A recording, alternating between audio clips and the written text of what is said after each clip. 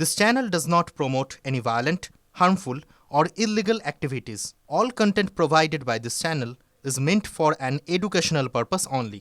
আরো গভীর হচ্ছে কি পাকিস্তানের সঙ্গে বাংলাদেশের সম্পর্ক? তার কারণ এবারে বাংলাদেশের কাছ থেকে ওষুধ আমদানি করতে চায় পাকিস্তান। পাকিস্তানের হাই কমিশনারের সঙ্গে সাক্ষাৎ বাংলাদেশের স্বাস্থ্য উপদেষ্টার। পিছিয়ে পড়া দেশেরও ওষুধের তরাজে প্রশংসায় পাক সরকার। হাজার হাজার টাকার ওষুধ বাংলাদেশের কাছ থেকে কেনার প্রতিশ্রুতি। ইউনূস প্রশাসনকে বাগে আনার রাস্তা আরো চওড়া করলো রাওয়ালপিন্ডি, এমনটাই মনে করছে আন্তর্জাতিক মহল। এই প্রেম কতদিন স্থায়িত্ব লাভ করবে নির্ভর করবে তাদের ওপরে, তাদের বর্দা বা বর্দি বিশ্বের অন্যত্র থেকে যে ছড়ি ঘরানোর চেষ্টা করতেন তাদের হস্তক্ষেপের ওপরে। আমরা ভারতবাসী হিসেবে, ভারতবর্ষের চিকিৎসক হিসেবে সমস্ত ঘটনার উপরে নজর রাখছি। আমরা মনে করি এটা একটা আন্তর্জাতিক কূটনৈতিক চাল। ভারত বা ভারতের মধ্যে যারা অতীত দিনে বাংলাদেশের পাশে সলিড রকের মতো দাঁড়িয়েছিল তাদের বিব্রত এবং বিভ্রান্ত করার একটা উদ্যোগ ছাড়া অন্য কিছু না। এটা হাস্যকর ব্যাপার, কারণ সাধারণ মানুষগুলো এই অতি সাম্প্রদায়িকতার জন্য তারা কিন্তু ক্ষতিগ্রস্ত হবে। কারণ ভারতবর্ষ এই মুহূর্তে শুধুমাত্র এশিয়ার মধ্যে নয়, সারা পৃথিবীর মধ্যে one of the cheapest country. এমনকি লন্ডন, আমেরিকা, এখান থেকেও মানুষ যারা থাকেন তারা ডক্টর অ্যাপয়েন্টমেন্ট পান না 30 দিন 40 দিন বাদে, তারা পর্যন্ত মেডিকেল ট্যুরিজমের জন্য ভারতবর্ষে আসেন। তাই তাদের এই দিবাস্বপ্ন দেখে হাসি ছাড়া আর কি পাবে বলুন। কোমরে পিস্তল গুঁজে কলেজে তৃণমূল ছাত্র নেতার দাদাগিরি। কোচবিহারের শীতলকুচি কলেজে তুল কালাম। অভিযুক্তকে ধরে ফেলে অন্যান্য পড়ুয়ারা অভিযুক্তকে ধরে ফেলে, উদ্ধার করা হয় পিস্তলও। কিন্তু এখানেও টুইস্ট, অভিযুক্তের দাবি তাকে নাকি ফাঁসানো হয়েছে। আচ্ছা, ফাঁসিয়েছে কে?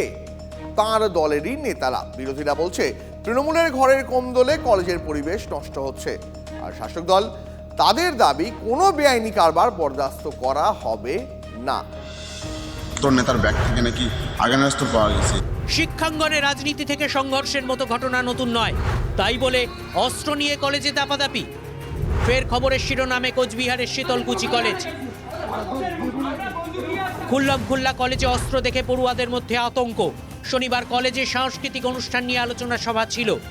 সভা চলাকালীন আচমকা ছন্দপতন। অভিযোগ, পিস্তল নিয়ে এক যুবক কলেজে ঢুকে পড়ে। দেখতে পেয়ে পড়ুয়াদের একাংশ তাকে ধরেও ফেলে। একটি দেশি পিস্তল অভিযুক্তের কাছ থেকে উদ্ধার হয়। অস্ত্র উদ্ধার ও ধরপাকড়ের ছবি ভাইরাল হতেই শোরগোল। প্রশ্ন হলো, অভিযুক্ত যুবক কে? জানা গিয়েছে অভিযুক্তের নাম মাসুম আক্তার। মাসুম শীতলকুচির টিএমসিপি নেতা। সম্প্রতি কলেজের তৃণমূল ছাত্র পরিষদের নতুন ইউনিট কমিটি তৈরি হয়েছে। অভিযোগ, তারপর থেকেই কলেজের তৃণমূলের গোষ্ঠীদ্বন্দ্ব চরমে। অস্ত্র উদ্ধারের পরও অভিযুক্ত মাসুম আক্তারের দাবি তাকে ফাঁসানো হয়েছে। কলেজের টিএমসিপি ইউনিটের বর্তমান সাধারণ সম্পাদক কামেল হাসনাত জেবির বিরুদ্ধে অস্ত্র রাখার অভিযোগ মাসুমের। জেবি এবং সাজ্জাদ, জেবির কোমরে সেই পিস্তলটা ছিল। আমি স্পষ্টভাবে দেখেছি, মারামারি হয় সেখানেই আমি দেখি জেবির কোমরে একটা পিস্তল ছিল। সেই পিস্তলও গোপনভাবে বের করে আমার কোমরে সে দিয়ে দেয়। বন্দুক রেখা হলো, সকলে কিন্তু ভয় পেয়ে সেখান থেকে তৎক্ষণাৎ বেরিয়ে যায়। আমি যেটা বুঝতে পারি টোটালটা তাদের একটা চক্রান্ত ছিল। যদিও শীতলকুচি কলেজের টিএমসিপির ইউনিটের সাধারণ সম্পাদক কামেল হাসনাত জেবি অভিযোগ উড়িয়ে দিয়েছে, কিন্তু তাতে দরজা থামছে না। তৃণমূলের কোন্দলের জেরে কলেজে অস্ত্র ঢোকার অভিযোগ নিয়ে বিজেপির তোপ। দীর্ঘদিন দিয়ে বলে আসছি শীতলকুচি কলেজে বহিরাগতদের তাণ্ডবে সাধারণ ছাত্রছাত্রীরা নিরাপত্তাহীনতা ভুগছেন। আমরা চাই অবিলম্বে শীতলকুচি পুলিশ প্রশাসন এই ঘটনাটা তদন্ত করে দোষীদের শাস্তির ব্যবস্থা করুক। অস্ত্র উদ্ধারের খবর পেয়ে ঘটনাস্থলে যায় শীতলকুচি থানার পুলিশ।